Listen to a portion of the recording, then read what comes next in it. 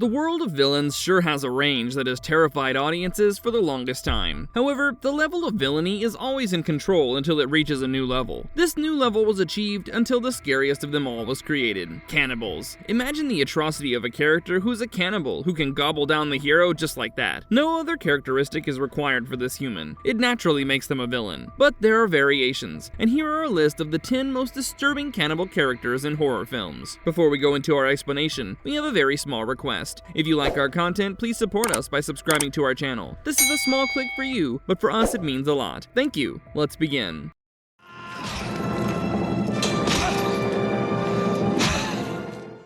Hannibal Lecter, Silence of the Lambs franchise. Noted American novelist Thomas Harris created the character of Dr. Hannibal Lecter, first introduced in his 1981 novel Red Dragon. Hannibal was conceived to be a forensic psychiatrist and a serial killer who used his cannibalistic tendencies to end people's lives. Hannibal Lecter probably became the most remembered cannibal after his portrayal in The Silence of the Lambs, which was adapted from the novel of the same name. Hannibal Lecter was an American Lithuanian, born in a castle in Vilnius, Lithuania, to aristocratic parents: Count Lecter, slayer of the Teutonic Order, and Madame Simonetta Sforza Lecter, a descendant of the rulers of Milan. Hannibal is suspected to be a descendant of Giuliano Bevisange, whose last name means blood drinker, and was known to be Tuscany's ruthless ruler from the 12th century. Hannibal's first exposure to cannibalism happened when his little sister Misha, whom he loved immensely, was mercilessly killed and cooked by the Nazi group led by Brutus, leaving him mute for a long time. The memory of this gruesome incident is reflected in many ways in his entire demeanor as a serial killer, where he was known to slice out the cheeks of his victims for grub. An iconic scene that completely justifies Hannibal's disturbing side in Silence of the Lambs must be mentioned here. In the scene, a group of cops wait in the lobby for Hannibal to be brought down, when they notice something off on the elevator indicator, which keeps fluctuating. Instead of coming down, the elevator was stuck on the 3rd floor. The sergeant in charge immediately orders backup and an ambulance on standby, anticipating Lecter's actions. When they reach floor 3, what is seen is nothing short of blood-curdling. One of the guards was hung from the wall, looking like a biblical symbol with severe lacerations. Another guard lay dead on the floor with his entire face carved out and bloodied. Sensing the guard on the floor still alive, they immediately rushed him to an ambulance and spread out to look for Lecter. Lecter is found on the elevator shaft, in his white prison clothes in a heavily bleeding state. He's brought down and put in the ambulance. When the paramedic in charge reports about the patients in the ambulance to the ER, the guard lying on the floor with facial lacerations wakes up and unmasks his bloody self to reveal he is Lecter. And after that, he escapes. So here's a convict who's not just horrifying, but also intelligent. Hannibal Lecter's personality is calming yet haunting, as rightfully portrayed by Sir Anthony Hopkins in the movie The Silence of the Lambs. The supremely talented Mads Mikkelsen also portrayed the character in the series Hannibal, which ran for 3 seasons. There was an extremely creepy side to him that could make one shudder. His tendency to stare at one like he was leering into the person's soul can be unnerving, and that's how he counseled his patients, making them bare their hearts. Hannibal's attire before incarceration largely reflected his aristocratic tastes, mostly consisting of 3-piece suits and Windsor knot ties. He has oodles of style due to his exposure to fashion in Paris. At times, his suits are bold yet stylish, making him look like the perfect gentleman. He's also an excellent cook and can catch you unaware with his delectable dishes. But beware of what you eat.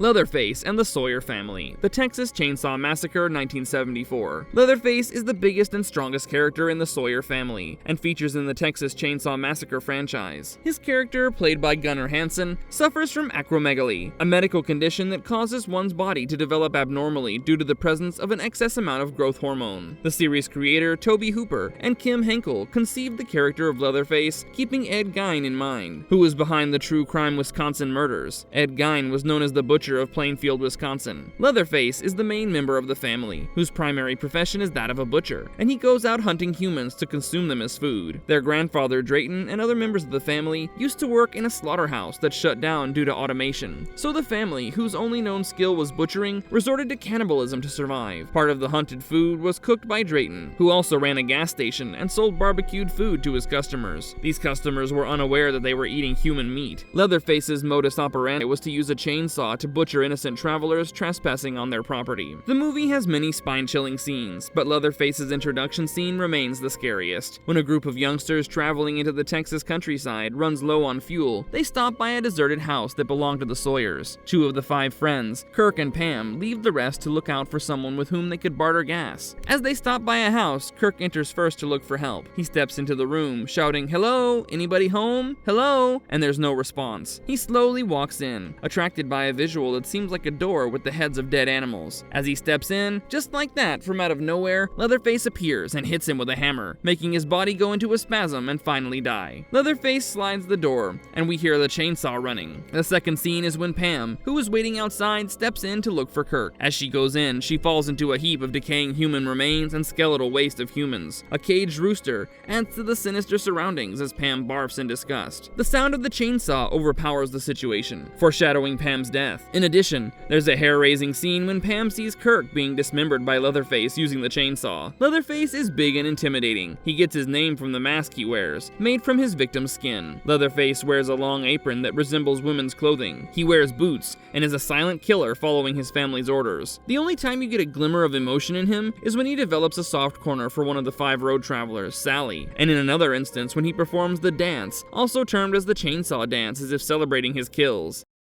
Hill People. The Hills Have Eyes, 1977. Wes Craven, the maker of the famous horror film A Night on Elm Street, created the movie. The plot is about nuclear tests that the US government carried out between the 1950s and 1960s in the Yuma Flats, a small makeshift town, that resulted in radiation seeping into the homes of the inhabitants. Due to the dangerous radiation, their progeny became infected, causing them to be somewhat mutated. Slowly, as time passed, they became violent and hazardous due to the many side effects of the radiation, and ended up becoming cannibals, preying on travelers who passed through their area. News spread that people were vanishing, but no one knew where they'd disappeared to. These mutants, led by Papa Jupiter, had many deformities, ranging from mental to bodily. Moreover, with people having such special abilities preying on innocent travelers, there's little hope they'll survive. But the case was different with the Carter family. They're a family of 7, consisting of Bob and Ethel Carter, who along with their 3 kids, Brenda, Lynn, Bobby, Lynn's husband Doug, and their weaning baby Catherine, travel outstation to celebrate their 30th wedding anniversary. They also have their 2 German shepherds. On the way, they get diverted to a rundown gas station, whose owner asks them to take another route for their own good. They choose to disregard his warning, and the family members meet their death in the form of these cannibalistic hill people. It's a carnage of sorts, with the only hope that Doug will save his baby daughter, who has been kidnapped. The most horrifying scene is when we see one of the German shepherds howling over the massacred body of its mate, and right after that, we get to see Ruby, one of the mutants, eating the flesh. It's not gory as much as it is icky. The hill people dress like normal people, but their looks, on account of the exposure to radiation, had given them deformities like veins, which could be seen in one mutant with an extremely big head. Their teeth were animal-like, with more canine teeth than normal human teeth. The tribal look, such as the human bone necklace, also inspired their attire.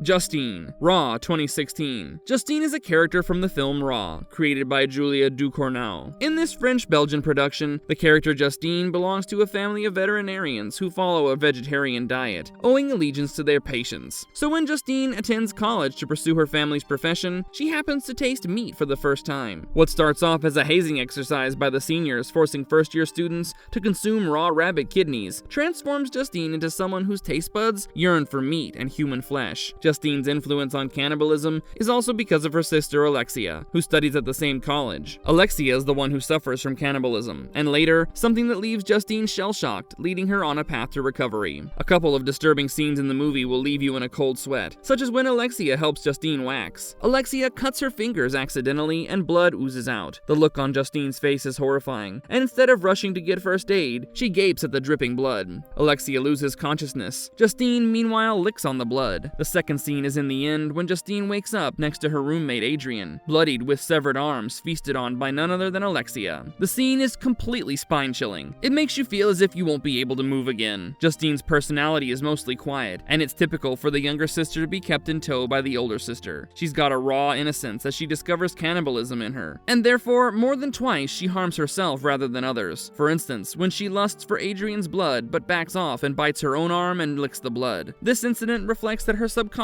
mind resented her cannibalism. Justine dressed up like most teenagers, wearing jeans, singlets, and a jacket. Steve, Fresh, 2022. Fresh is a movie directed by Mimi Cave and written by Lauren Kahn. Steve is a character from this movie who lures young women into dating him and then kills them to feast on their flesh. Not just that, he also sells their body parts to wealthy people. His cannibalistic tendencies mostly arise from seeing women who are orphans or do not possess any immediate family. Noah is one such girl who he preys on, taking advantage of her "I have given up" attitude about online dating. So when Noah finds Steve, whose real name is Brendan, as played by actor Sebastian Stan, she falls for his decency and polite behavior. One of the nerve-wracking moments in the movie is when Steve brings Noah to his house and chains her. He asks her to shower so that she would be fresh for eating. Also, he promises to keep her awake while extracting her organs. While taking the shower, Noah, very naturally for anyone held captive, attempts to escape, but is caught. As punishment, he threatens to slice her buttocks. There's also a scene where Steven is seen removing a woman's leg from the freezer with lustful eyes. Steve comes across as a suave gentleman, especially since he introduces himself as a cosmetic surgeon. He also has an innocent guy next door look and starts a conversation with Noah at the supermarket, where it all began. Steve's clothes have nothing jarring about them, and he dresses as any man would, a plaid shirt over a white tee and jeans to go along with sneakers.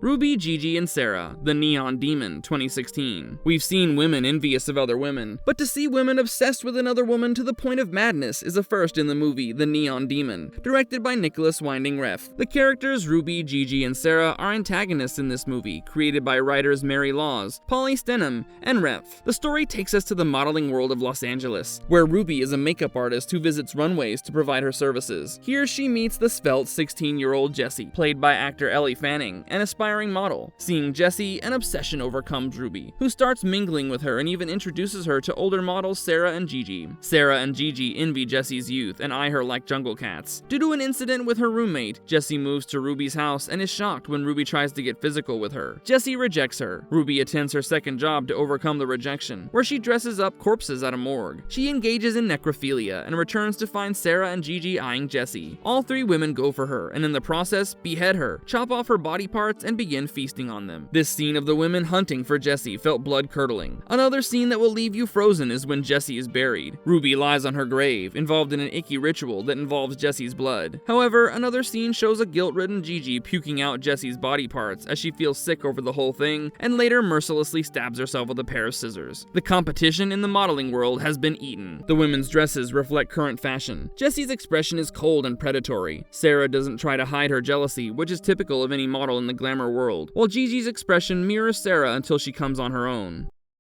Nick and Lily Laemle, Parents, 1989. This movie is a unique story where cannibalism is camouflaged in a harmless family setting. The movie follows antagonist Nick Laemle, played by Randy Quaid, who's a scientist in the human testing division of Toxico. The movie is set in 1958, and Nick lives with his wife Lily and 10-year-old son Michael in Massachusetts. Right from the beginning of the film, Michael is shown as an unstable boy having nightmares about blood and death, who suspects the food he takes, thus troubling his parents. The tug-of-war between Michael's suspicion and the simplicity of the parents attending to his every need makes one feel sorry for them, which is the most haunting part of the movie. Michael acts on his suspicions, and one day, panic-stricken, he goes into the basement, where he's shocked to find Nick is a hoarder of human meat, and these humans are his victims. Nick was a serial killer, so the food that the family consumed was human flesh. Michael reels with the truth, and is shocked that his mother has been convinced to support Nick. Michael makes every attempt to expose Nick, and in the process, Nick gets killed. Two horrifying scenes come to mind from this movie, one being when Michael has dinner with his parents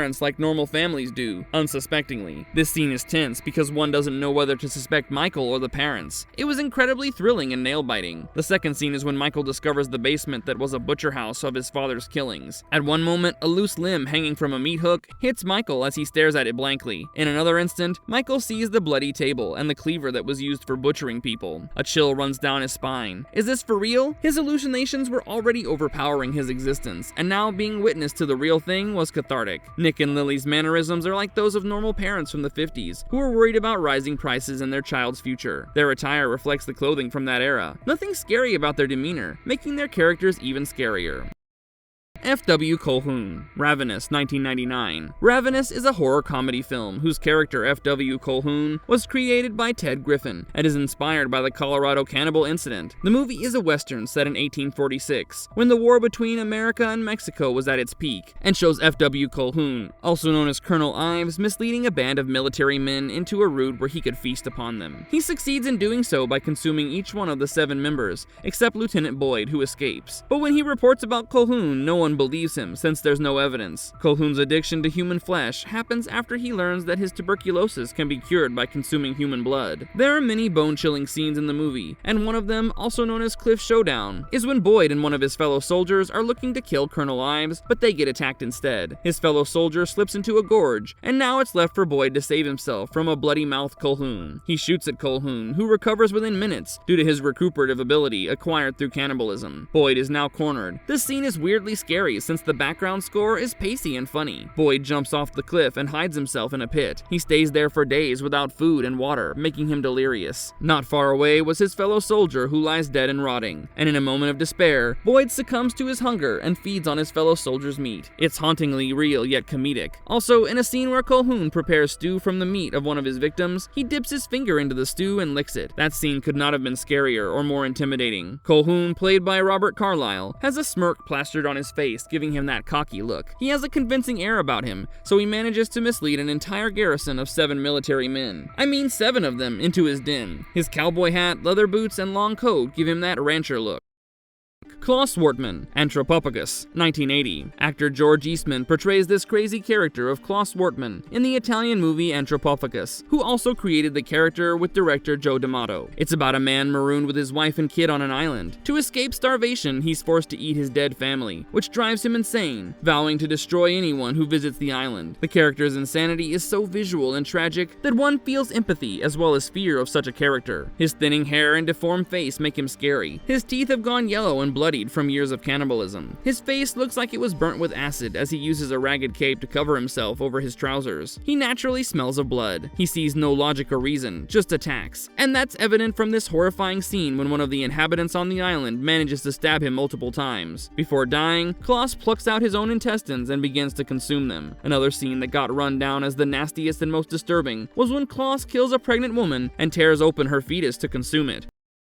The Yanomamo Tribe, Cannibal Holocaust, 1980. The Yanomamo Tribe are indigenous people residing in the Amazon rainforest who, if provoked, are capable of mutilation, rape, and cannibalism. In the Italian film Cannibal Holocaust, directed by Ruggero Deodato, an American film crew headed by director Alan Yates goes into the forest to film their cannibalism. However, the tribe doesn't react unless provoked. Yates therefore decides to provoke them to bring out their animal-like instincts and cannibalism, so that it provides better documentary content. Yates goes all out to provoke them. It all starts when their guide leading them through the rainforest is bitten by a poisonous snake. To save him from the poison, they amputate his leg, which results in his death. The troop proceeds, and on spotting the local Yanomamo tribe, Yates' crew member Jack shoots at his leg so that they could follow the limping man to the hub where the tribe lived. Once they reach the village, Yates and his crew throw their weight around and intimidate the tribe. They kill a kid's pet pig ruthlessly, all in a bid to provoke the tribe. To stage a more heightened sense of a massacred situation, Yates and crew burn down the tribe's houses. It's mayhem. Later, they locate a Yanomamo tribal girl and take turns gang raping her. No one listens to Faye, one of the crew members' protests. Her protest, too, was not out of compassion, but the fact that the men were wasting film footage. Yates and the crew then kill the girl and tie her to a wooden pole, all the while claiming that it was committed by the irate tribe because she had lost her virginity. All of this done for the sake of footage. This attitude angers the tribe, who eat Yates and his entire crew and hang their skulls as trophies. When an American rescue mission, headed by Harold Monroe and an anthropologist at New York University,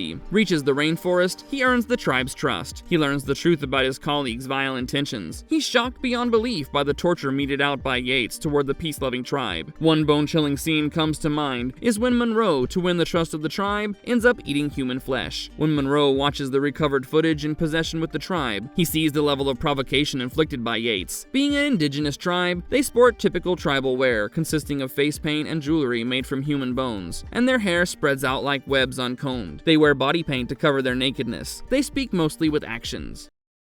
Marvelous verdict. Humans occupy the topmost level of the food chain, and if humans violate this law, it becomes the most disturbing visual to stand by. Whether it's an aesthetically made Hannibal Lecter or a low-budget film like The Hill People, it will always leave us thinking, and most importantly, scared. However, cinema has no boundaries, and it's the only source that allows us to be exposed to what exists out there. And this list is an example of that. Stay tuned until next time for another marvelous video. And if you liked our content, don't forget to leave a like and subscribe to us if you haven't already. Have a good one and be safe. Thanks everyone.